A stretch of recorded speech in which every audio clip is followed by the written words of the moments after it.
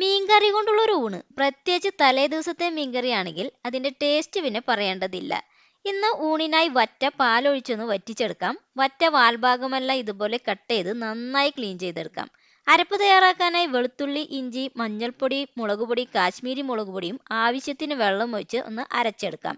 ഇനി ചട്ടി ചൂടാക്കി വെളിച്ചെണ്ണയിലേക്ക് കടുകും ഉലുവയും ഇട്ട് പൊട്ടി വരുമ്പോൾ പച്ചമുളകും കറിവേപ്പിലയും ഇട്ടതിന് ശേഷം അരപ്പും കുറച്ച് വെള്ളം കൂടിയും ചേർത്ത് നന്നായിട്ടൊന്ന് വേവിച്ചെടുക്കണം. അത് വെന്ത് കുറുകി വരുമ്പോൾ ഉപ്പും കുടംപുളിയും ഇട്ട് വീണ്ടും നന്നായി കുറുക്കിയെടുത്ത് അതിലേക്ക് മീനും കുറച്ച് വെള്ളം കൂടി ഒഴിച്ച് നന്നായി വേവിച്ചെടുക്കാം. 1 കപ്പ് തേങ്ങയുടെ ഒന്നാം പാലെടുത്ത് ഇതിലേക്ക് ഒഴിച്ച് വീണ്ടും ഒന്ന് മിക്സ് ചെയ്ത് ആവശ്യത്തിന് ഉപ്പും കൂടി ഇട്ട് അടച്ചു വെച്ച് വേവിക്കാം. ഒന്ന് തിള വന്നാൽ അതിലേക്ക് കുറച്ച് കറിവേപ്പിലയും കൂടി ഇട്ട് അടച്ചു വെച്ചാൽ വറ്റ വറ്റിച്ചത് റെഡി.